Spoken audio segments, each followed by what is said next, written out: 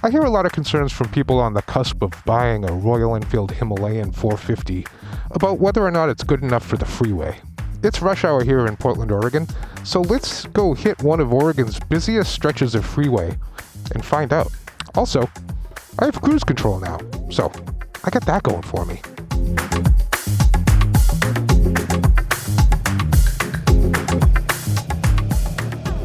Well, that's not a good sign. Traffic's already at a standstill. And I have to stop here for some reason. I don't know what it is. Okay, well, I've had enough of that. Okay. I have noticed one thing about this Royal Enfield Himalayan 450, and that is, it doesn't always trip the automatic lights. I find myself stuck at a stoplight a lot more than I do on other motorcycles, so I don't know what that's all about. The first thing I was hoping to test was its coming up to speed off of an off-ramp ability, but looks like that's not in the cards today, but we'll figure that out maybe once we get up to where we're going. This is I-5 North on the Oregon-Washington border, and we're heading up to a place in Washington called Le Center. That is French for the center. The first test of the little Hemi here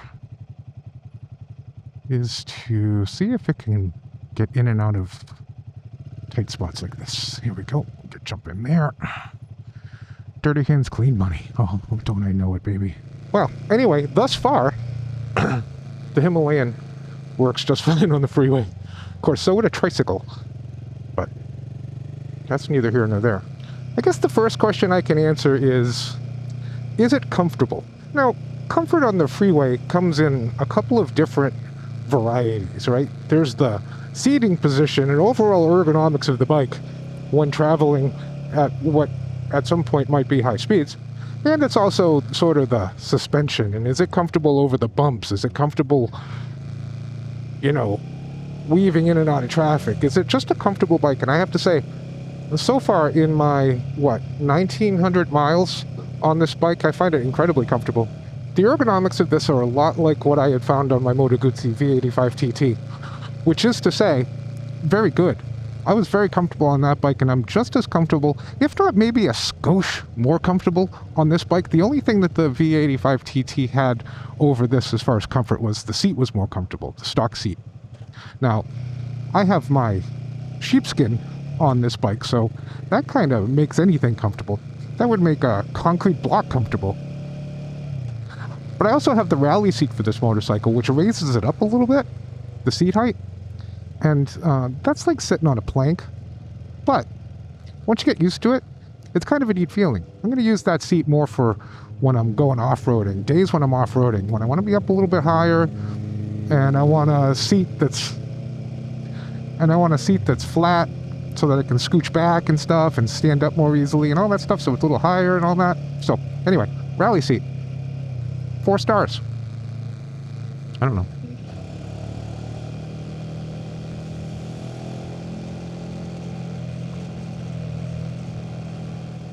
This is the bridge that takes you over the river to get you into Washington. You can see it says, leaving Portland. Right? You saw that. I don't know. Entering Washington. So we're officially in Washington now. So this is a good time to tell you about whether or not it's fast enough. And so fast enough comes in 2 varieties, right? There's overall speed and its ability to sort of get up to speed. Now, you might think that the little 450 engine in this thing is weak. You might think it's a lot like the 411 Himalayan. And I'm here to tell you, it is not at all like the 411. This thing is brisk. I mean, you're not going to win any races. Well, unless you're racing other Himalayans or other bikes in this class, like, I don't know, one of those KTM things. I don't know if you'd win that race, but you'd be competitive.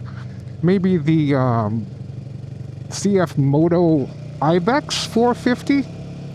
That'd be a good race. My point is, this bike has plenty of get up and go.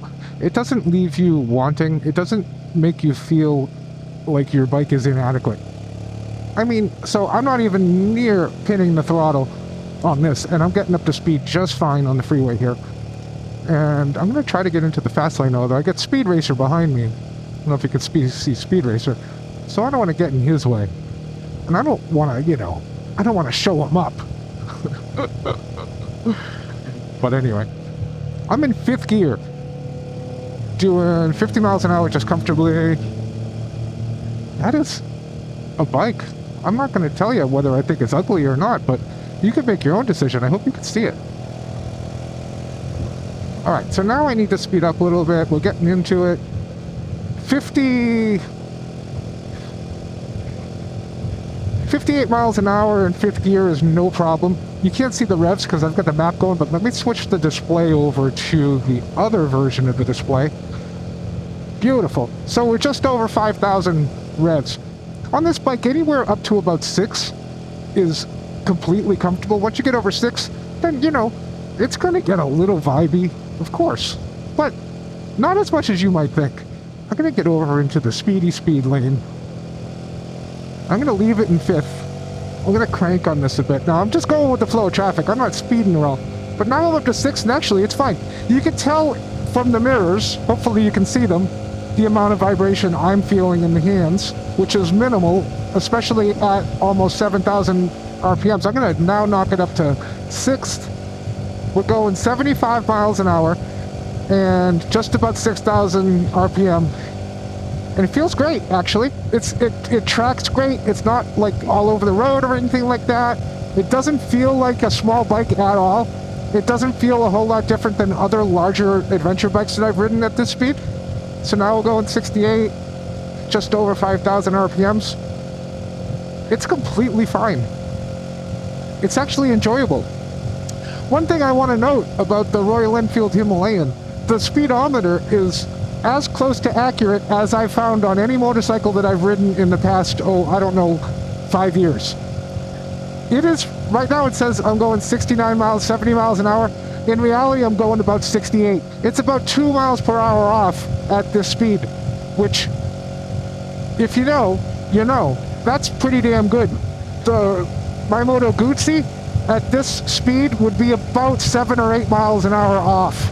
It would tell me I was going 8 miles an hour faster than I actually was. I find that so incredibly irritating that motorcycle companies do that. And I understand why, so you don't have to tell me why. I get it. But Royal Enfield seems to have figured out a nice compromise. And so 70 miles an hour is actually like 68 miles an hour. And I can live with that totally. I can rely on the speedometer and use it to actually tell how fast I'm going instead of having to do math in my head, which is nice. I like it. So I just blew that guy off the road. See, this thing has guts. Actually, he's just getting off the highway, but that's fine. You understand what I'm saying. So let's get back over. Now, we talked about comfort. We talked about speed. Does it feel safe at this speed? Given that it's on the lighter side for adventure bike that only has a 450cc engine. And I would say it feels 100% safe. I have no problems cranking this thing out. I'm going with the flow of traffic, like I said, so I don't feel bad about the fact that I'm speeding. And I'm going 80 now, and it feels completely fine. Even at 6,000 RPM, the amount of vibrations that I'm getting through the hands is minimal at best. I'm not getting enough to worry about from the feet. And I don't have the rubber inserts in the pegs, because I always just take those out first thing. So I'm going 80 miles an hour, no rubber inserts. The handlebars are fine, the pegs are fine, and I don't notice anything at all through the seat. So I'm not sure, when you hear reviews from folks online who are saying that this bike just vibrates like it vibrates a lot, is what I'm saying. It just doesn't, at least in my experience. Now, understand that I've got, almost 2,000 miles on this bike, 1,891 miles I've got. So almost 2,000 miles. So it's broken in fully, and I do believe that has some bearing on whether a bike is vibrating or not. Once it's broken in, I think the vibrations calm down. I don't know if there's any scientific research to back that up, but that's just me. It is completely comfortable up to, I would say, Well, I don't know, to be honest, because I've only gotten this bike up in situations like this to about 85, 90 miles an hour. And honestly, once you put it out of your head that you're on a Royal Enfield Himalayan 450, in other words, the bike sort of, you forget what bike you're riding and you just know you're on a bike. You don't think about how it feels at 85, you just go 85. You know what I mean? You don't sit there and analyze it to death and say, oh, it feels like this at 70, but it feels like this at 80, and now it feels like this at 85. It just becomes a bike that you ride. Again, I do realize that I am going above the posted speed limit, but I am a huge advocate for going as fast, if not a little faster, than the flow of traffic. I think that that's the safest way to ride roads like this. I think if you go slow, you become a target. And so I'm not speeding for the sake of speeding. I'm speeding quite literally for the sake of safety. Some of you may agree with that and do the same thing, some of you may not. You know, it's all personal preference. I got 7.2 miles before I get off the freeway. And perhaps the biggest thing that I can say about the Royal Enfield Himalayan 450 on the freeway is that it sort of just melts away underneath you. Like, you don't realize you're riding anything different than any other motorcycle. It just does the thing. Let me rephrase what I said earlier because I think it's important. The reason I'm making this video, and I don't want to harp on the whole, I have a Royal Enfield, I'm going to do 1,000 reviews on it. That's not what this is about. I want to make sure to address any preconceived notions that I had about the Himalayan and that you may have, because I really want to see more people riding this motorcycle. It's that good, especially for the price. This is the perfect bike to buy if you're not willing to spend $15,000 on an adventure bike, but you want an adventure bike. Oh shit, did I miss my exit? Oh. How many of you were watching the past couple of seconds and realized that I missed my exit and didn't say anything? Thanks. Thanks.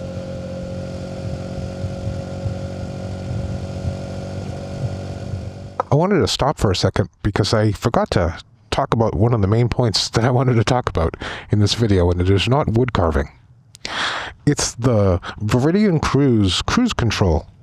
Veridian sent me out this cruise control unit as a sort of test unit and to tell you all about, and I wouldn't tell you about it if I didn't think this thing was fantastic, and it is fantastic.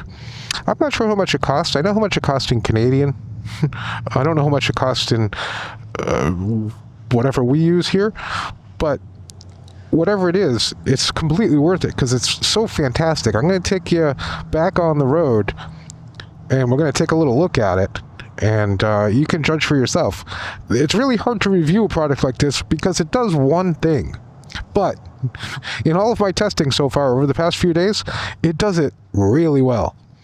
And there's no other option for the Royal Enfield Himalayan 450 as far as cruise control goes. There's no factory cruise control, but you don't need it because this does the thing.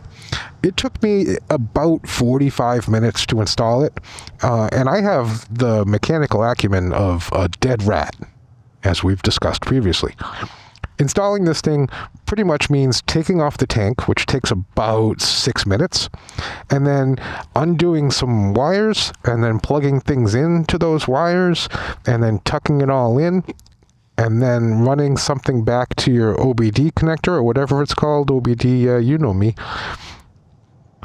And then you put the tank back on, which takes another 7 minutes. It's surprisingly easy, even for me. And now you have cruise control. Hot damn. What a country.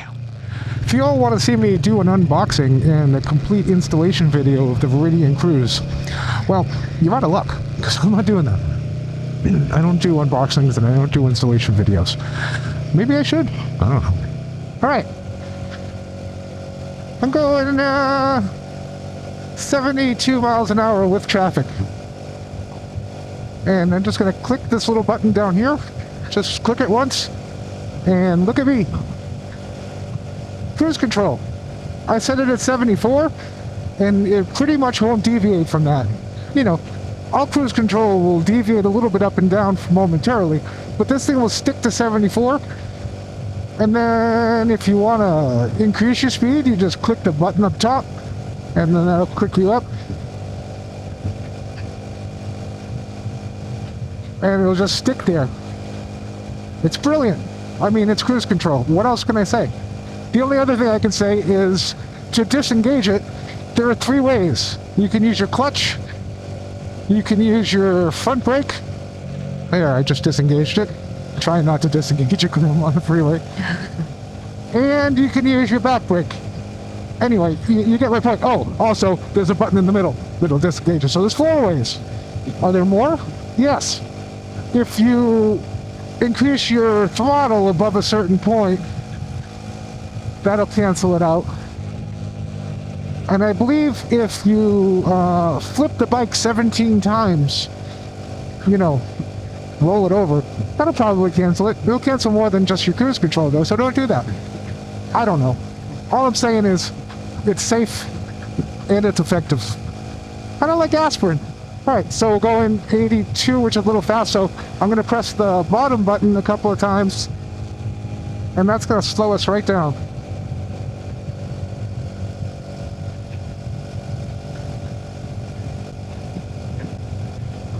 It's so sweet. If you're interested in the Veridian Cruise control system here, there's an affiliate link down in the description of this video. And if you're looking for cruise control and a way to support the channel, use that link. I'll get a little kickback. Some really good people up in Canada who make this will get some money from you, and you'll get an amazing cruise control system for your Royal Enfield Himalayan 450. Or whatever other bikes they make it for. There's a whole list on their website. Go to their website, check it out, get yourself cruise control, support the channel. Everyone's happy. Internationally. What a countries. What? So anyway, that's the freeway manners of the Royal Enfield Himalayan 450, plus a quick overview of the Veridian Cruise system that I have going here that Veridian Cruise was kind enough to send me.